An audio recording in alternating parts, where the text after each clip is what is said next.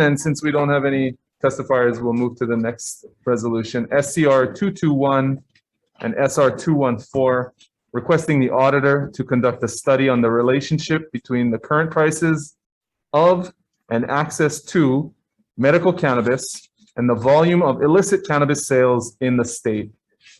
First up, we have dario loygoto of the Office of the Auditor with comments. Good afternoon, chairs and vice chairs, committee members. Dario loygoto on behalf of the Office of the Auditor. I will stand on our written testimony offering comments on this, and just note that we do see some additional challenges with this bill, namely how to measure the amount of illicit cannabis that might be in the community. And I otherwise stand on our testimony and am available to answer any questions that the committees might have. Thank you. Thank you very much. Clifton Otto, in support.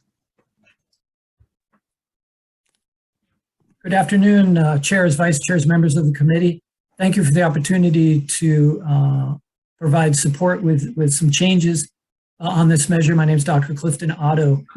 You have, hopefully you've had a chance to look at my written testimony. I'm proposing a very simple amendment based on the fact that both these issues, dispensary sales and illicit activity, are being directly impacted by the current conflict with federal drug law.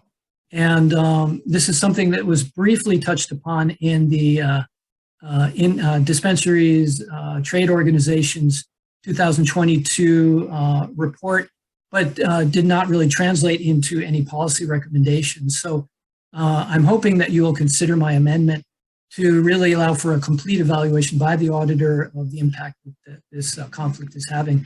I will be available for any questions. Aloha. Thank you very much. I'd also like to note the written testimony of Jennifer Azuma Trupoliak in opposition. Is there anyone else who'd like to testify? Yeah, we'll go 1, 2, 3. How about that? Please state your name for the record.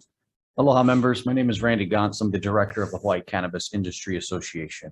We appreciate this measure. We are in support of this resolution and any opportunity to gather more data on this industry. And we think it's definitely timely.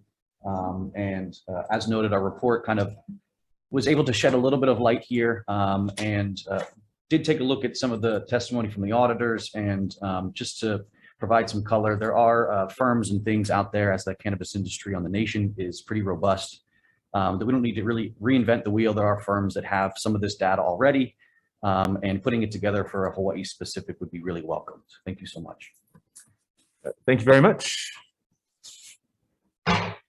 Aloha, my name is Dewan Ward. I am Senior Legislative Counsel at the Marijuana Policy Project. Appreciate the opportunity to testify today. My comments really relate to the word illicit used in the measure.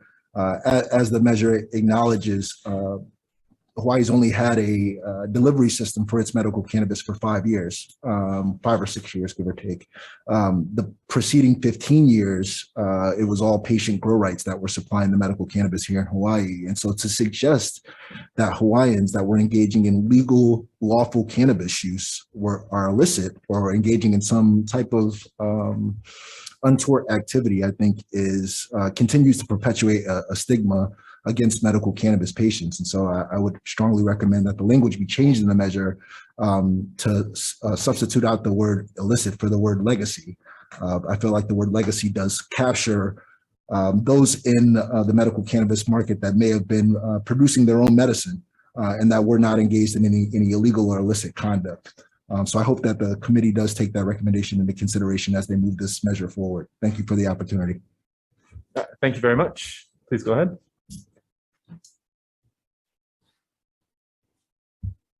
Oh, this is exciting. My name is James Anthony. I live in Opihikau, Senator. For the last 30 years, well, proud graduate of Roosevelt High, but for the last 30 years, I have lived in California.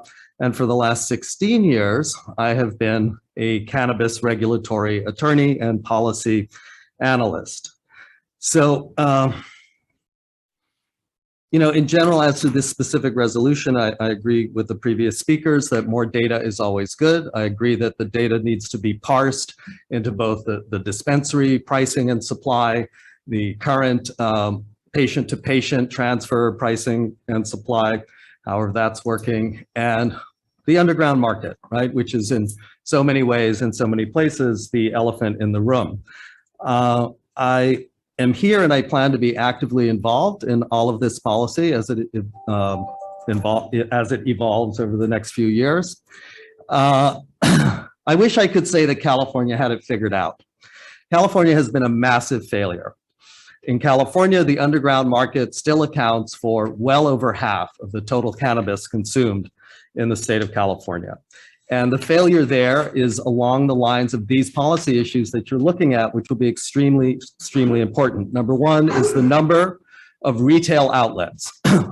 Legalization in 2018, state of California had literally almost 2,000 licensed medical cannabis retail outlets.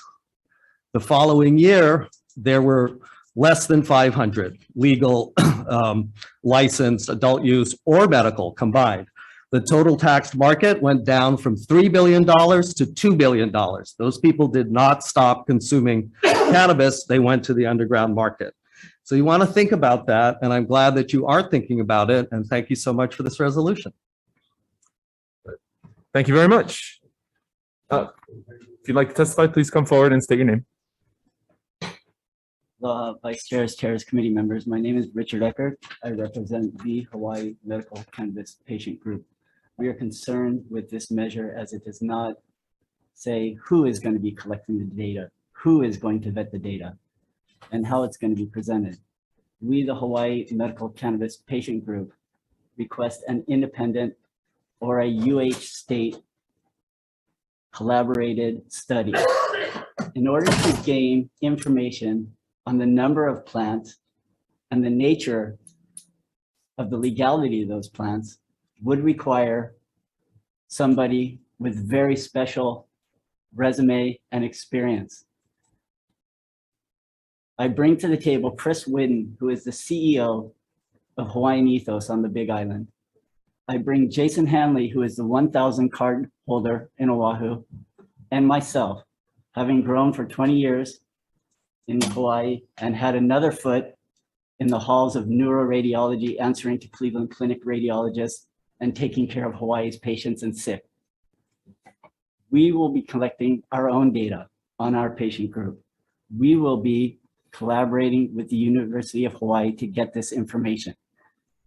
We would like to be able to address the many concerns that will arise in the future. We would like to do that with data that is verifiable, data that is grounded in medical science and facts. We as a Hawaii Medical Patient Group will not accept legislation born of propaganda, born of interests of shareholders that do not have any other stake in Hawaii other than they have money invested here. We demand a change of the overall era in this room that vertical integration is a manifest destiny for cannabis in Hawaii. It is not. Okay, The federal government is thank you very much. Thank you very much. Thank you. Is there anyone else who'd like to testify on this resolution? Okay, seeing none, members, are there any questions for any of the testifiers?